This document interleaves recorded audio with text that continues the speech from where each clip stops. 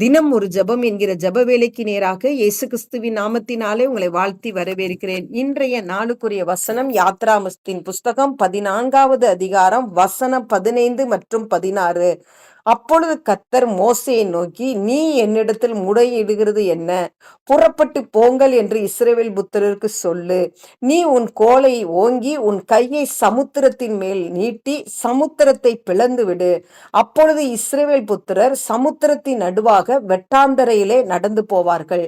நாம் யாவரும் கண்களை மூடி தேவனை நோக்கி ஜெபிப்போம். எங்களை நேசிக்கிறதான நல்ல தகப்பனே, இந்த நாளுக்காக ஸ்தோத்திரம். கர்த்தர் கொடுத்த புதிய நாளுக்காக நாங்கள் நன்றி செலுத்துகிறோம் ஆண்டவரே. புதிய கிருபைக்காக நன்றி, புதிய ஆசீர்வாதத்துக்காக நன்றி, நீங்க அருளுகிற புதிய நன்மைக்காக நாங்கள் நன்றி செலுத்துகிறோம் அப்பா.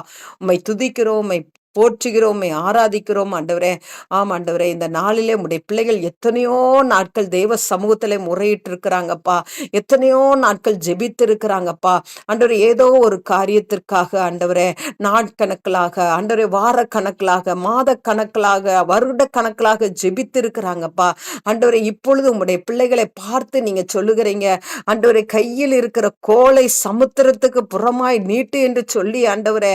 அப்பா உமக்கு ஸ்தோத்திரம் ஆண்டவரே. உன் கையில் இருக்கிற கோலை ஓங்கி உன் கையை நீட்டு என்று சொல்லி ஆண்டவரே மோசேக்கு நீங்க சொன்னது பிரகாரமாக ஆண்டவரே, இன்றைக்கு உம்முடைய பிள்ளைகள் ஆண்டவரே உம்முடைய கோலாகிய வசனத்தை கையில் எடுத்தவர்களாய் வாயிலே அறிக்கை பண்ண கர்த்தர் உதவி செய்யுங்க. உம்முடைய பிள்ளைகளுக்கு கொடுத்த வாக்கு தத்தங்கள் எல்லாவற்றையும் ஆண்டவரே இன்றைக்கு அறிக்கை பண்ணட்டும் ஆண்டவரே. விசுவாசத்தோடு அறிக்கை இடட்டும் ஆண்டவரே. என் தேவன் அற்புதங்களை செய்வார் என்கிற விசுவாசத்தோடு செய்ய ஆண்டவரே அறிக்கை இடட்டும் ஆண்டவரே. இம்மட்டும் எத்தனையோ காரியங்களிலே என்னை விடுதலையாக்கின தேவன் இந்த பாதையிலும் எனக்கு அற்புதத்தை செய்வார் என்று சொல்லி ஆண்டவரே ஆண்டவரே கர்த்தர் உம்முடைய பிள்ளைகளுக்கு கொடுத்த வாக்குத்தத்தமான வார்த்தையை சொல்லி அறிக்கையிட கர்த்தர் உதவி செய்யுங்கப்பா. அப்பொழுது ஆண்டவரே உம்முடைய பிள்ளைகளுக்கு முன்பாக அடைக்கப்பட்ட வாசல்கள் திறக்கப்படும். அதற்காய் ஸ்தோத்திரம் ஆண்டவரே. உமக்கு ஸ்தோத்திரம். நன்மைகளை பெற்றுக்கொள்வார்கள் அப்பா, சுகத்தை பெற்றுக்கொள்வார்கள் அப்பா, விடுதலையை பெற்றுக்கொள்வார்கள் அப்பா.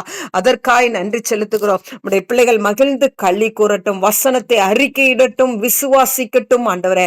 அப்பொழுது கர்த்தர் உம்முடைய பிள்ளைகளுக்காக செய்கிற பயங்கரமான காரியத்துக்காக நன்றி.